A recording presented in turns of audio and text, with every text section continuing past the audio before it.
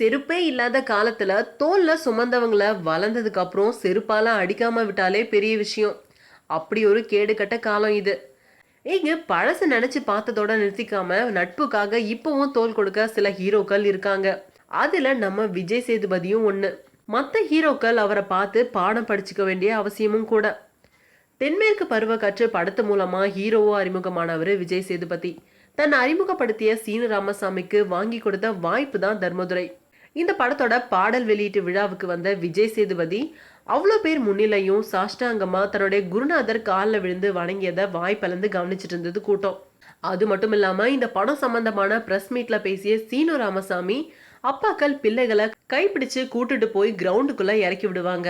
குழந்தை வளர்ந்து அப்பாவோட கையை மறுபடியும் பிடிச்சு திருப்பி கிரவுண்டுக்குள்ள இறக்கி விட்டா எப்படி இருக்கும், அப்படி இருக்குது எனக்கு அப்படின்னாரு அவரு.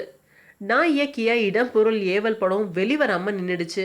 இந்த நேரத்துல என்ன கூப்பிட்டு இந்த வாய்ப்பை வாங்கி கொடுத்திருக்காரு விஜய் சேதுபதி. இன்னைக்கு அவர் இருக்கும் உயரத்துக்கு என்ன நினைச்சு பார்க்க வேண்டிய அவசியமே இல்லை அப்படின்னாரு. அதெல்லாம் ஒண்ணுமே இல்லை அப்படின்னு மறுபோட மயக்க பிடிச்சாரு விஜய் சேதுபதி.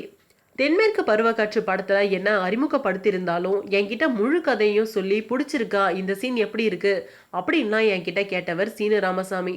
அப்படிலாம் என்கிட்ட கேட்கணுன்ற அவசியமே இல்லை, ஆனாலும் கேட்பாரு. நானும் அவரும் அந்த ஸ்கிரிப்ட் பத்தி விடிய விடிய டிஸ்கஸ் பண்ணியிருக்கோம்.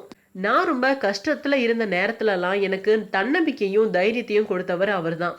நீ நல்ல நடிகண்டா, கண்டிப்பா பெரிய இடத்துக்கு வருவ அப்படின்னு சொல்லி என்ன ஊக்கப்படுத்திக்கிட்டே இருப்பாரு.